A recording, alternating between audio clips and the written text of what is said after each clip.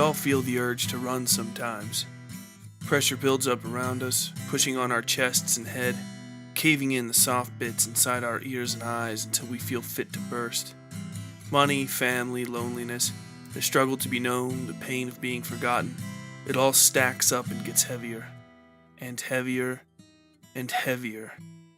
And when it gets to be too much, there's a part of you inside that lets you know, we need to run now. We either run, or we die. Today's story is about a girl who decides to run. She's taken all she can of the life that was given to her at birth. A life that's had terrible consequences for most all of the people who've gotten tangled up in it. She gets involved with the soon-to-be notorious outlaw and cuts a path of crime and pain across America until she arrives at her final destination, 1,000 miles from where she started, feeling like she'd never really left at all. But before we get to that, I've got some recommendations to throw your way. First is the book A Winter Haunting by Dan Simmons. People familiar with the Westside Fairytales might be familiar with that name from last season, when I talked about his book Summer of Night. Summer of Night is my favorite horror novel, ever. Period. Ever. And A Winter Haunting is the spiritual sequel to that novel. It takes place decades after the events of Summer of Night, which have been collectively forgotten and overshadowed by time. Dale Stewart, one of the main characters from the original novel, is now old and living out the ass end of a life ruined by his infidelities to his wife of many years. The story is a ghost story, in the best and most traditional sense. Dale moves into the home of his childhood friend, murdered in the original novel, to write and reacquaint himself with his childhood home. He comes to find himself haunted, both by the ghosts of his past, the ghost of his own guilt, and the honest-to-God ghosts that have taken up lodging in and around the home. Don't go near this book if you haven't read Summer of Night, but if you've taken me up on that recommendation, this could be one of the best books you'll ever read. It's a love letter to a bygone time and a bittersweet meditation on the travails of life, aging, and what remains of love and friendship after the people in your life are gone forever. Most of all, it's the story of a man trying to learn to forgive himself, and it's written absolutely beautifully. I'd also like to recommend Gamma Radio, a podcast that has so little in common with the last recommendation they'd be uncomfortable sitting next to each other on the bus. Gamma Radio is a comedy radio show set in the irradiated future remains of England. It's a fucking masterpiece of subtle and not-so-subtle British humor, and the episodes are filled with great original music and sometimes told in long-form epic poetry. Nothing I say about this show will do it justice, so just do me a favor and check it out whenever you get a second. You won't regret it. Now, without further ado, today's story, Child of Sparrows.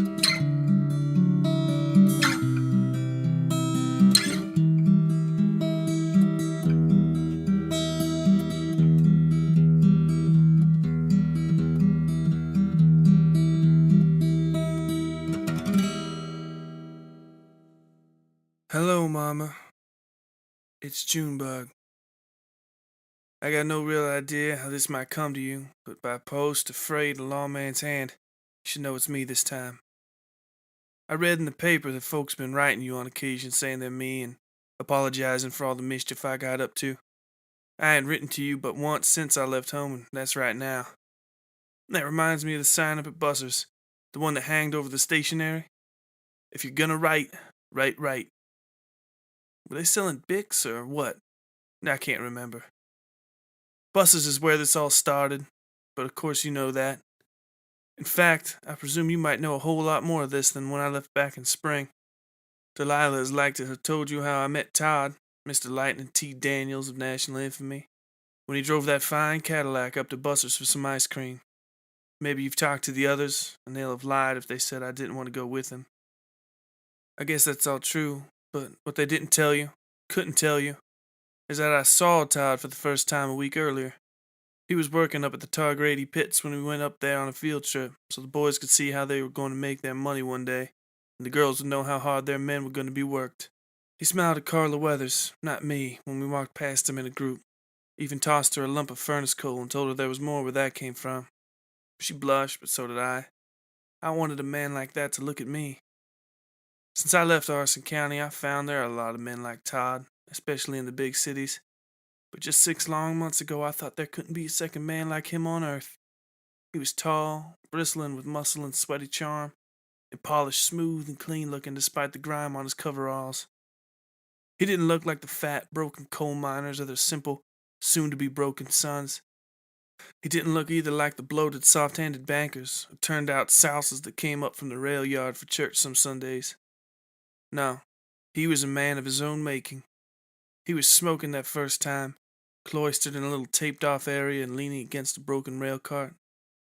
He tied his coverall shoulders around his waist, and his grimy undershirt clung to his torso like cellophane. Maybe every girl saw him. Maybe it was only me. I committed him to memory the way I had started doing with certain men, certain I'd never see him again. I was wrong, of course. He came up to Buster's a week later in a casual sort of hurry, nonchalant but rushed, sauntering into the place and ordering an ice cream milkshake with a cherry on top.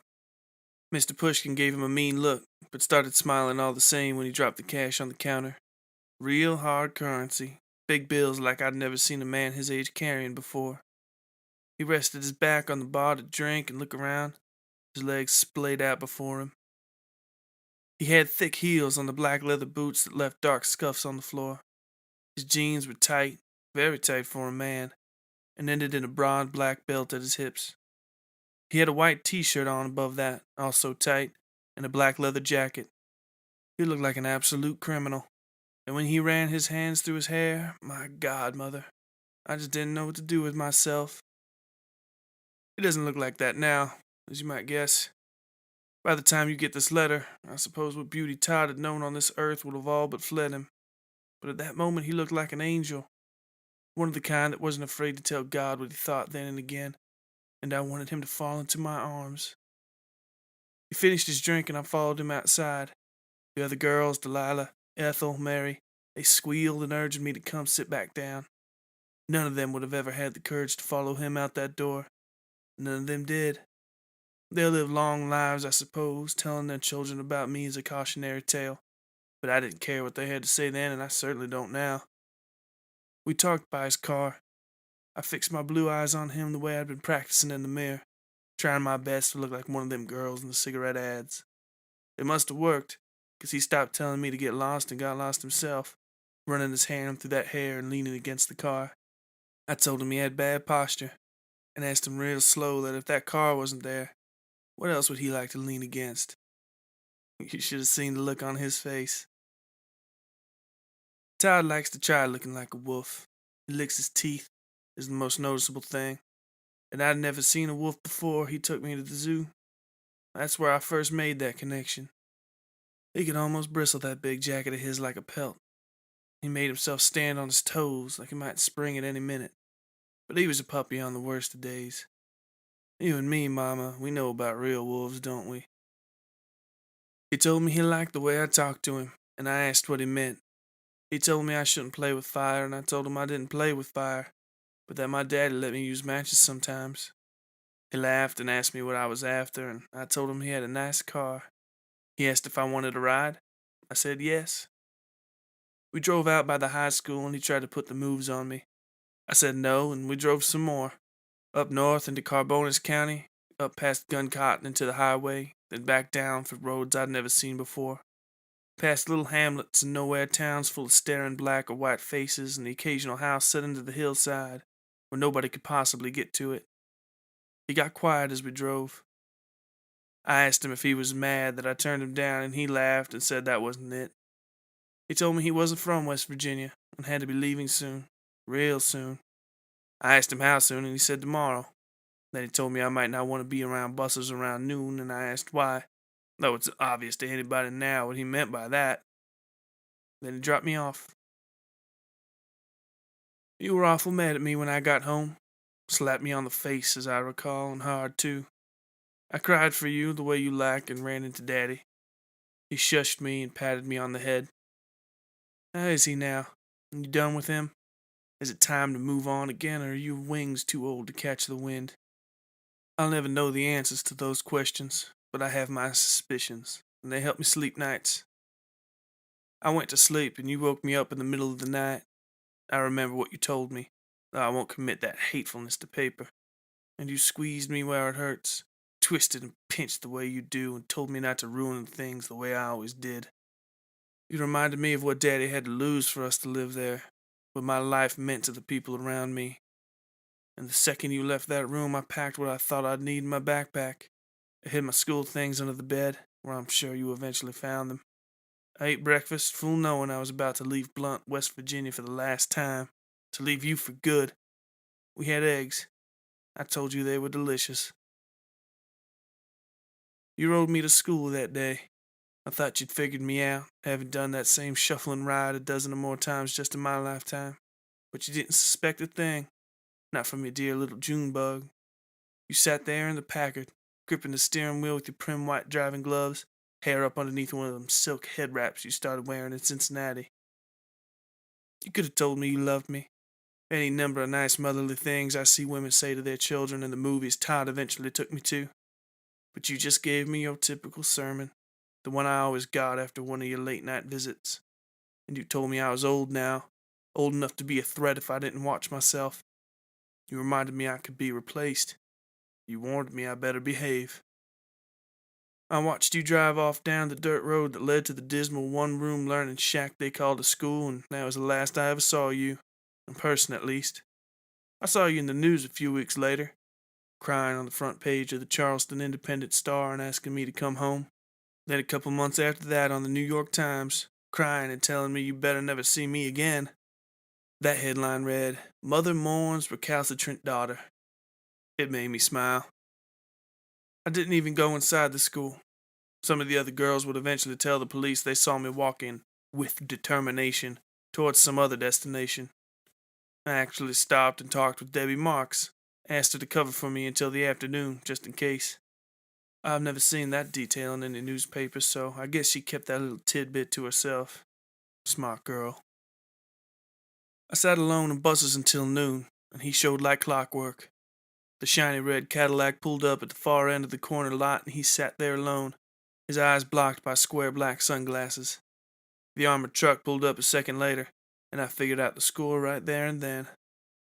The truck had the big Walther High-Sec Transportation Inc. logo down the side. Any kid in the valley could tell you that was the payroll wagon. He had to bring cash down to the pit bank for payday. You take into account all the money they needed to pay the workers and make purchases, and there was maybe $20,000 in there. At least that's what Todd thought.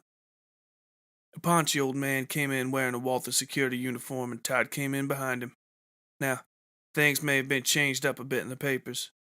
Those newspaper men like to make a lot of interesting additions to the stories about us, particularly this one, painting Todd as some smooth Lothario who just talked people out of their money. Once we were famous, sure, that actually happened a couple of times, but this time he was nervous, scared even. He smiled under those beetle shell glasses and put the gun against the security man's head, told him to open the back of the truck. And you know what that security man did? He said no. Honestly and truthfully, that old man with his mustache and bent back told Big Lightning T. Daniels no, and went back to his coffee. Todd might have just turned and walked out if not for me. I screamed and ran to him, getting the attention of the few old men sitting around taking their coffee. Even Mr. Pushkin dropped his skillet in the kitchen and ran out. I wasn't letting anybody ruin this for me. I jumped between Todd and the old man, pressing the big automatic pistol with my chest so my breast showed full and large to either side of it. He swallowed. I felt his insecurity. I begged him not to hurt the old man. I'd do anything. Just drop the gun and walk away. He recognized me and asked under his breath what I thought I was doing, and I yelled for him to take me instead at the top of my lungs. He grinned and pulled me close to him. I twirled into his arms like a dancer, relishing the warmth of his forearm against my cheek even as he pressed the automatic to my temple. That display made short work of the busser's patrons. They begged Todd not to hurt me as I worked up some tears and hollered about how he was just confused. The old security guard looked at the other patrons like they'd lost their minds. I suppose they had. They almost tore the man's clothes off trying to get at his keys so the big bad man in the leather jacket wouldn't hurt the pretty blonde. It was like a dream how fast we went from the inside of that diner to driving down I-64 at nearly twice the speed limit, laughing like crazy. He didn't even want to let me in the car with him at first, but I convinced him the locals were all heavily armed and would shoot him to pieces the second I left him. By the time we reached Charleston, he didn't even care. We counted the money from the heist in a filthy motel on the edge of town. Then we had sex. It wasn't wonderful, but I loved it all the same. The ecstasy of my escape from Blunt clouded over the meager pain of his entrance. I love the smell of him, his sweat covering my chest and stomach, the way his arms crushed my body against his.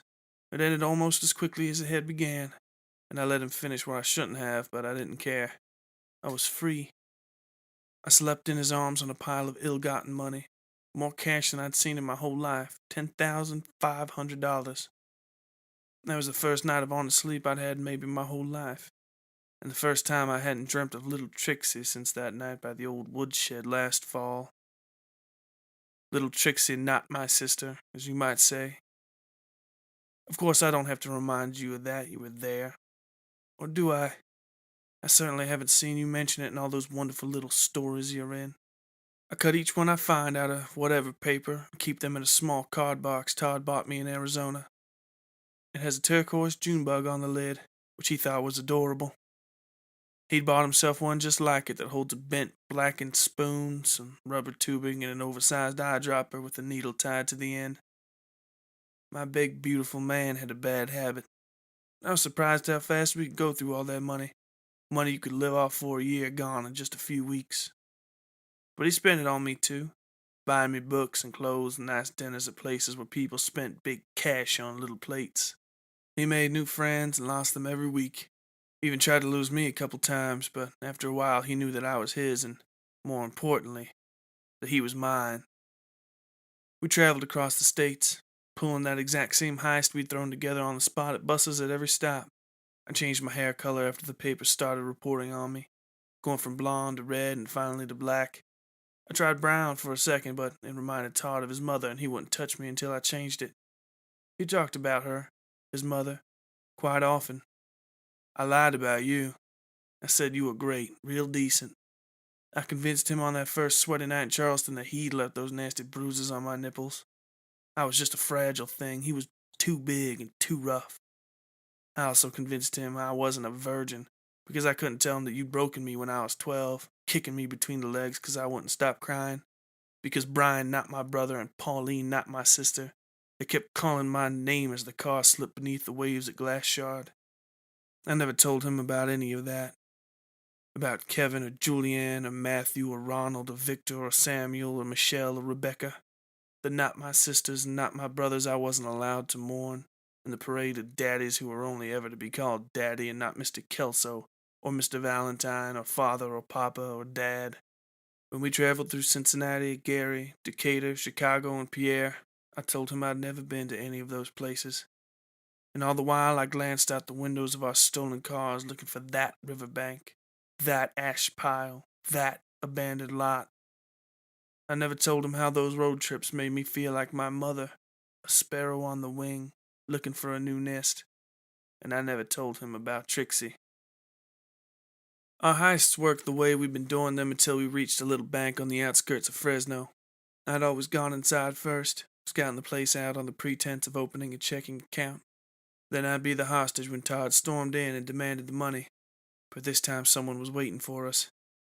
The counter girl acted strangely when she saw me, and I didn't notice anything off about the way she looked down at her lap. Now I know she was looking at my picture. She must have pressed a button or something because a man swept up behind me and whispered in my ears that I better behave. He told me I needed to tell Mr. Daniels to surrender as soon as he walked in the door. I started crying real loud. Customers walked over and started asking the man what he was doing. Then he cuffed me on the back of the head and told me to shut up. Some Dudley do-right took that chance to run up and deck him one, knocked the big man out cold. I thanked him and ran off in hysterics. I found Todd in the same alley where we'd parked. There was a man at the head of the alley where Todd couldn't see, facing away from me with a gun sticking out of his sport coat. Clean and simple, I walked up, slipped his gun out of its holster, and shot that man to death. Then I put his gun in my purse and walked into the alley, where Todd was standing with his own gun out. We hopped in the car, and I explained things as we drove like mad out of California and across the Rockies. That was at the height of summer, so I'm sure you know all about that. Dragnet. Federal agent shot dead by Lightning T. Daniels in the June bug. That's what the papers started calling us around that time. The first time I ever saw those names was in the Des Moines Register. I clipped the article out and put it in the box with the little turquoise June bug on the lid. The fame and the pressure got to Todd and he started getting rough in bed. doing all those awful things to me that you used to do, the poking and the prodding and the twisting. But it felt so good when he did it. He would get sullen afterwards sometimes and tell me I was too beautiful for things like that. He said that he was debasing me, that I was a flower, and if he plucked me, I'd wilt. I told him I was his June bug, and the only thing he had to do was keep me from flying away. He liked that. And he was a good man, despite how we made our living. He didn't yell or cheat or hit me, with a single exception on each account. The cheating I wouldn't even call cheating. You see, pickings got slim after the botched job in Fresno. Cops were looking for us like never before, and we couldn't stay in the same place long, much less cause a stink with a big heist. So we did little things, robbing underground casinos and junk dealers. I carried a gun then, the agent's mean little .38 special, in fact. I don't know what such a big man had needed with such a tiny gun, but it fit my tiny hands perfectly. I killed 3 men with that gun, the agent, another, and one I'll tell you about right here. His name was Buggy, and he was something of a hot shot for South Dakota. Buggy knew Todd from a stint in a Minnesota prison Todd didn't talk about much, and apparently they owed each other a host of favors. Buggy had everything Todd needed that wasn't me, most of which came folded up in little paper squares and dollar bills. Todd started doing small jobs for Buggy, enforcing and running packages, and he'd leave me cooped up in a dingy motel for days at a time. I got sick of that real fast. It reminded me of Blunt, and all the little cages you kept me in before Blunt. I went out on the streets and found Buggy's place by dropping his name here and there. By the time I found the dive he operated out of, a converted speakeasy with big steel shutters over the door, Buggy knew I was coming. Buggy was a nasty guy, as his name suggests, and he had a bad habit of spectacle. He was the biggest show, the only show, in town, and he made sure people knew he was important. He dressed like a mobster, and let on that he knew a few made guys, though he never quite had the courage to call any by name. His suits were new and as nicely tailored as you could get out here in the sticks, but they did nothing to shape up the nasty little man. He had a sloppy gut and breasts that disturbed the spread of his lapels, along with a stringy black comb over and a thick, warty nose. He intercepted me just inside the door and told me where to find Todd. I had figured he wanted to keep Todd around in town, to fold him into the crew for the respect Lightning T. Daniels' name would bring. But I hated South Dakota and that nasty little town, and I wanted to leave. When I left, Todd would go with me, but only if we were still together. Buggy didn't want that to happen. He led me to the main room, where Todd lay back on a couch almost completely off his mind from the stuff. A pretty girl, red-haired and about my age, was on her knees in front of him, her mouth where you'd expect. I sighed as Buggy started on some rant about men these days and how he never expected he'd walk in on something this shocking. Todd's eyes took a few seconds to focus on me, and he started trying to push the girl off him. I think Buggy expected me to start crying and run out of that grungy hole in the ground, or maybe to just fall apart right then and there. The only thing I'm sure of is that the greasy little pusher man had a low opinion of women. I saw his point and made him a counter-argument. The girl, undoubtedly in on the whole thing, looked up at me with a smirk on her face, almost daring me to do something. I went over to Todd, still so beautiful in his sweating delirium, and pulled his switchblade out of the interior pocket of his leather jacket. Dull recognition dawned on the red-headed girl's face just a second too late, as I grabbed a fistful of that hair and sprang the blade open. I cut her just twice, long strokes that made necks on her pretty young face. They didn't bleed until I pushed her away, then they wouldn't stop bleeding. She blindly ran from the room, screaming for somebody to help her. Buggy jumped to his feet and started toward me, cursing. I pulled the federal agent's snug little .38 out of my purse and shot him through his ugly nose. The bullet pulled off the back part of his skull and everything inside spilled out when he hit the ground. I remembered Trixie right then, her skull coming apart in the dark of the woodshed, her beautiful face, so like a tiny angel's, ghastly and malformed in the smoky light of your kerosene lantern. Dirt on my hands, blood underneath my nails. Dogs in the woods and your harsh whisper telling me they couldn't smell her. They wouldn't smell her. Keep digging, June. Keep digging. I'm still digging that hole now, Gonna keep digging until I hit bottom, until I get down low enough to pull the sides in over me like a blanket. There may be blood and heat at the end, I know. The smell of pistol smoke and burning flesh. But before I go to hell, I'll smell that rich West Virginia earth, and I'll feel splintered wood in my hands as I work that shovel. She called me sissy, goddamn you. She called me sissy. The security man from the front came down with a pump-action shotgun in his hand. I didn't kill him, just asked him if he'd ever been shot before and pointed at what was left of Buggy. I told him neither of us were going to miss at this distance, and he agreed, dropping the shotgun. I promised not to shoot him or anybody else if they filled the tablecloth with money and drugs and didn't try anything funny. Nobody did, so I kept my promise. Todd never apologized for the way I found him down there. He refused to even talk with me until we were in St. Louis. He had another friend down there, Luther, who was a much better friend than Buggy. Luther took half of what we had off our hands in exchange for the keys to a room in a north side tenement. Todd got drunk the first night and slapped me when I wasn't expecting it. I fell on the ground and started crying in earnest. I'd never been hit by anybody I cared about before, and it hurt so much worse than when you hit me. He told me I was crazy, and who did I think I was? He told me he didn't know who I was anymore, and asked what right I had to be involving myself in his personal matters.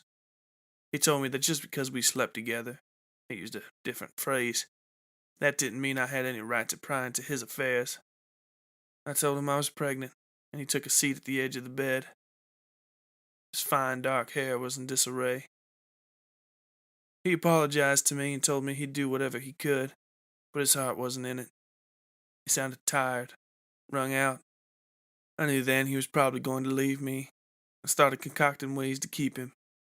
And then I thought of you and all my daddies across this great God-fearing nation, and I stopped. I really was. Still am, pregnant. Rest assured you'll never see the child. Todd got himself shot a couple weeks later. He burned through all the rest of our money and the drugs we'd stolen from Buggy in the days after I told him I was carrying his child. Luther set him up with the crew knocking over drug dealers in town. None of them ever knew he was the famous Lightning T. Daniels from the paper, and none of them would have cared if they did. I don't know the specifics of how he got hurt. I do know he showed up to the job almost too high to stand on his own. I know they relied on him to do something, and he failed to do it. And I know it took some special intervention from Luther to keep the crew from putting a bullet in Todd's head right then and there. He was shot by a small caliber handgun. The bullet went in his thigh and bounced around inside his pelvis, leaving half a dozen tiny tunnels. The insides of his hips now look just like the insides of the bituminous coal mine where I first saw him, lean and pretty and leaning up against that ruined old mine cart. I had him take his pants off to show me. Blood trickled from the tiny entry wound, but everything from the bottom of his thighs to the top of his stomach was swollen and purple. He told me he needed to go to a doctor and begged for me to get him some stuff, anything to take the edge off. I told him that wasn't possible, that we were near out of money and he'd be arrested if I took him to a hospital. He told me to do anything I could. He didn't care what. He just needed another hit. It hurt too bad. It was killing him. Then he looked at me and told me I was killing him. I pawned the turquoise boxes he bought us, most of our clothes, and the 2 pistols he had acquired since we left West Virginia. Blunt felt so far away then, sitting in the dark with him dying beside me in the stale autumn heat. I spent all the money on drugs, a bit of food, and a straight razor so I could shave him, which I did. Luther stopped by about a week after Todd had been shot. He stood in the door, repulsed by some smell I hadn't noticed. He asked me what I was going to do, what I expected to happen. I told him I didn't know.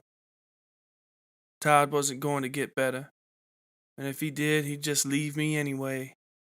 In the depths of his eyes, behind the drugs and the pain, I saw fear when he looked at me.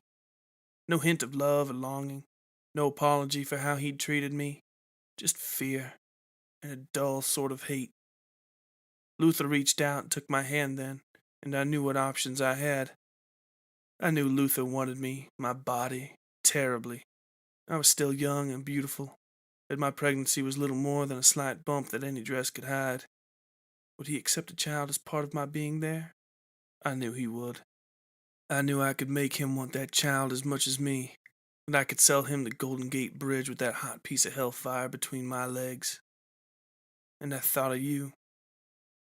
I thought of you in a long line of daddies, stretching out across the Midwest and back into my history to the first one, the real daddy who put me on you like a curse. I thought of raising a pretty little version of myself with Todd's hair and big blue eyes, and all the daddies I could give her. All the not her sisters and not her brothers who'd have to make way once we entered the nest. Luther kept talking while I thought of that line of violence and tainted love that had brought me to Blunt, that had shot me out of West Virginia like a cannon, that had torn my heart and soul to blackened pieces before I ever became a woman. And I thought of Trixie, who told me how much she'd wanted a sister, who read so well despite how young she was, and who trusted you when you took her to play hide and seek in the woods around midnight, who cried and called me sissy when you told me to take that axe and earn your keep, you ungrateful little bitch. Luther told me he'd treat me right, and ran his hand over my cheek. I looked up at him like I'd looked at Todd all those many months ago when I asked him, yeah? Would he? And I kissed him. And he told me the cops already knew where we were, that he'd tipped them off to get a friend of his out of a bind over the trouble Todd had caused, that I really didn't have a choice anyway. I told him that was fine by me, because Todd was weak, and a junkie to boot, and he didn't know how to treat a lady. And I asked Luther, did he? Did he know how to treat a lady? Could he show me? He asked if Todd was still there, and I said, yeah, he was. But he was junked out and wouldn't wake up for hours. I told him we had a little space atop the table just inside the door, that I didn't care about being comfortable because it had been so long since I had a real man. Luther smiled at me and shut the door behind him. I pulled him over to the table and sat and wrapped my legs around him, pulling him close. Our tongues met in my mouth and then his. He didn't notice me slide the federal agent's tiny little pistol out of my purse and put it behind his ear. He squeezed my breast and then bit my lip so hard it bled when I shot him, tearing away a thin piece of skin when he fell away. My ears rang. Todd lay in a daze on the mattress. I went over to him anyway and lay down beside him. I told him I loved him, and I meant it. And I told him he was the best thing that had ever happened to me, and that was true too. I curled up beside him and slept one last time, never smelling the rot setting into the wounds on his stomach, or the filth he was leaving behind in the bed. I woke and started writing this. I started this morning and now it's almost midnight. The moon is up outside and the windows are open. The breeze feels nice, warm, despite the brown and gold leaves on the trees outside. There aren't many of them in this neighborhood, but the ones I can see are so very beautiful. There are men down on the street, and I know they aren't from the neighborhood because they're mostly white and have good posture and comfortable shoes. If they arrested me, I bet I could talk my way out of a life sentence. The papers have blamed everything on Todd because he's a man and nobody believes women can do evil things. Not really. That if they do evil things, they're trite and pointless. Crimes of passion, neglect, or stupidity. Understand that everybody that has died on our sojourn across America is dead because I was sick of getting ice cream at buses. Because I wanted more than the quiet security the men you preyed on provided. Because I couldn't handle the guilt of what I did to Trixie, or face the consequences like a human being. I could have ended this thing whenever I wanted to, and I didn't. I hate you, Mama. I hate you like you wouldn't believe. And maybe you do. You never mentioned your mama, and I can only imagine she was just like us, or at least bad enough you turned out the way you did. I'm not writing you to say goodbye. I'm writing you so that you know I did all this on my own. I did it for me, because I'm my own bad person, not because you corrupted me or because Todd drove me crazy.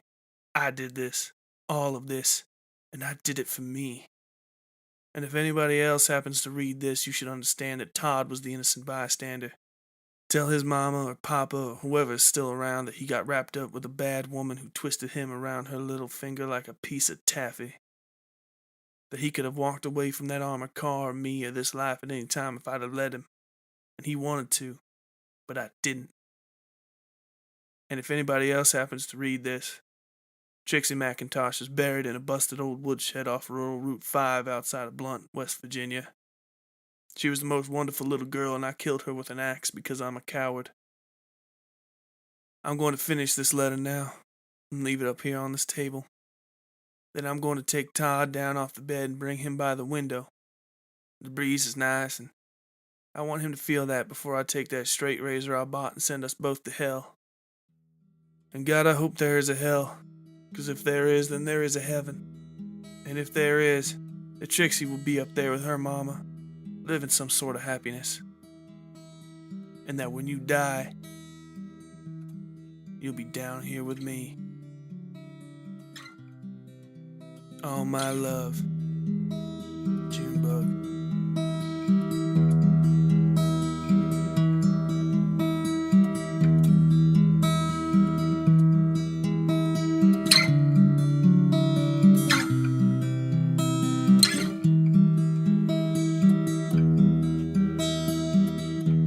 So, that was Child of Sparrows. What did you think? What would you have done if you were in Junebug's position? Have you ever been mired in a terrible family situation in your own life? I've spoken to tons of people in my life who've said their own family put the first few skeletons in their closet.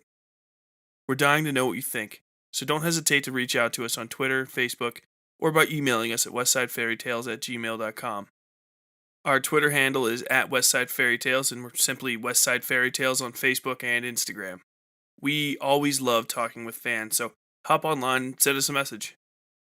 We'd also appreciate it if you could show some love by dropping by our iTunes and Stitcher pages to rate and review us. It's hard as hell to crack into the charts with a straightforward, no gimmicks fiction podcast like ours, and we need all the help we can get. Speaking of which, we'd like to send a shout out to 2 other great podcasts whose hosts have shown us some love over the past few months. Jack Luna of the excellent Dark Topic podcast and Christy Lee of the Canadian True Crime podcast are awesome people, and we can't thank them enough for helping get the word out about the Westside Fairytales. If you don't know about Dark Topic, it's a Canadian-based podcast where Jack covers stories of the macabre and awful. He does a lot of stuff on serial killers, murders, and other similarly dark topics. I highly recommend his series on Andrei Chikatilo, the Ripper of Rostov. If you like what we do here at the Westside Fairytales, it'll be right up your alley. Christie's podcast, Canadian True Crime podcast, is also amazing, and obviously, it's about true crime in Canada. She covers all sorts of things, but mostly focuses on the victims of solved crimes. It's a well-researched show with interviews, dramatic reenactments, and a strong focus on getting the story across without any embellishment by the host. If you're going to start anywhere, start where I did, with the 4-part series on Robert Pickton, the Vancouver pig farm killer.